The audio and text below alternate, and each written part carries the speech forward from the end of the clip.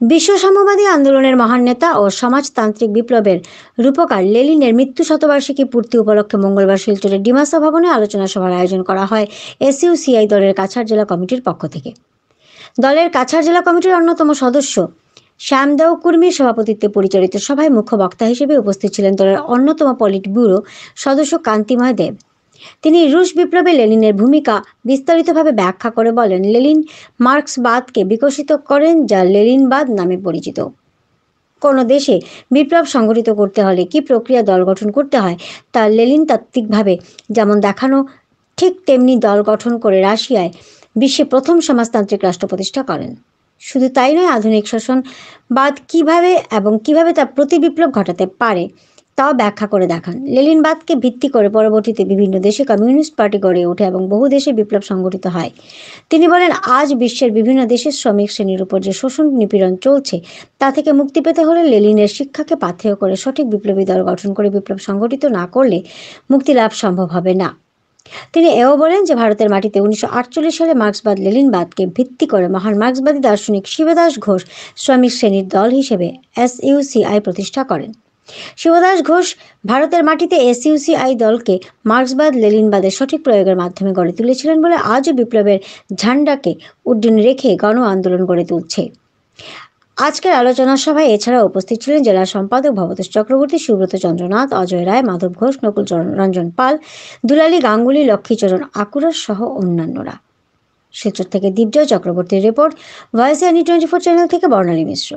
Siberian থেকে California এমন কোনো দেশ নাই যেখানে শ্রমিকদের মধ্যে লেনিন শব্দটাই একটা অন্য আবেগ সৃষ্টি করে। মানে এই আবেগটার নেচারটা ডিফারেন্ট হতে পারে, কিন্তু আবেগ সৃষ্টি করে এটা ঠিক। লেনিন বললে পরে আমাদের মধ্যে আরেকটা ভাব আসে। এই সুকান্ত ভট্টাচার্য বলেন, বিপ্লব স্পন্দিত মুখে মনে হয় আমি লেনিন। মানে ক্লাস কনসাস শ্রমিকের সংখ্যা কম, সব মানুষের ব্যক্তিত্ব লেনিন বিষয়টা হলে সাধারণ মানুষ, মধ্যবিত্ত সেকশনের মধ্যে ইন্টেলিজেন্স যারা আছে তাদের মধ্যে একটা এফেক্ট সৃষ্টি হয়।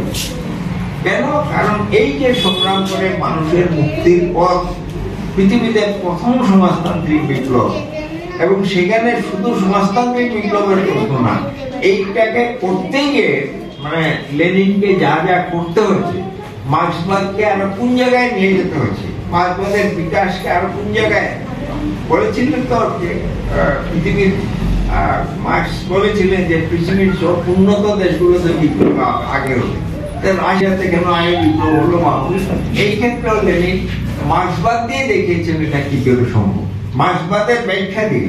কারণ মার্ক্সের সময় লেনিন যেটা ফেস করেছেন সেই বিষয়গুলো ছিল না। এঙ্গেলস কিছু কিছু দেখেছেন, যতটুকু দেখেছেন এখানের মধ্যে কিন্তু এঙ্গেলস ঢুকেছেন ছোটখাটো বিষয়। রাশিয়ান বিপ্লবের ক্ষেত্রে ডাইরেক্ট ওনার রোল আছে। আর কার্ল মার্ক্সের তো কেবল মানে এটা নিয়ে মজার হলে গল্প আছে। কার্ল মার্ক্স মানে এঙ্গেলসের ওই বইটার মধ্যে আছে, পল লাভার্জের লেখা। পল লাভার্জ কার্ল মার্ক্সের মানে তখন ইন্টারন্যাশনাল কমিউনিস্ট ফোরামের একজন বড় লিডার, মানে ফ্রান্সের। তো উনি বলেছেন আর কি যে এঙ্গেলসের বাড়িতে মহিলা আসছেন, উনি মেডিকেল পরীক্ষা দেবেন, আর এঙ্গেলস উনাকে পড়াইতে আরম্ভ করছে।